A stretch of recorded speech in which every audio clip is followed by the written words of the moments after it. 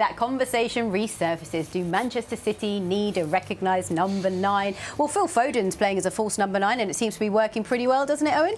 Oh, I mean, this guy is such a joy to watch. Every time he plays, he does something really special. So, look, the thing is, you just want to play him. You play him anywhere. Play him off the ref, play him as a centre forward, play as a number 10. He can play in a deep lying midfield position.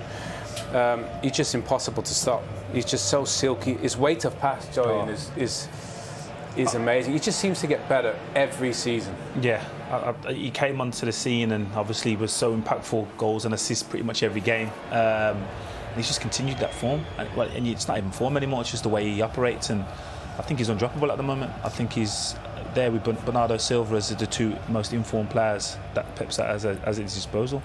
I mean, that ball there for Cancelo in the first game was absolutely stunning. We've always seen him dribble at people, but if he can pick passes, then I think he's almost unplayable. And the thing is, he can play in so many different positions. So unselfish, smart. I mean, that is probably the thing that people don't recognise him for is his pace. He's really, really fast. He's faster than a lot of people, and especially a lot of defenders think he is. So again, he's close control. He's evident for people to see, but his pace is one of his main attributes as well. And actually, as you said, it must be a nightmare for any defender to come up against him. Yeah, again, I was never a fan of playing against smaller forward players, but Phil, the way he moves, it's majestic at times, and it's so enjoyable to watch.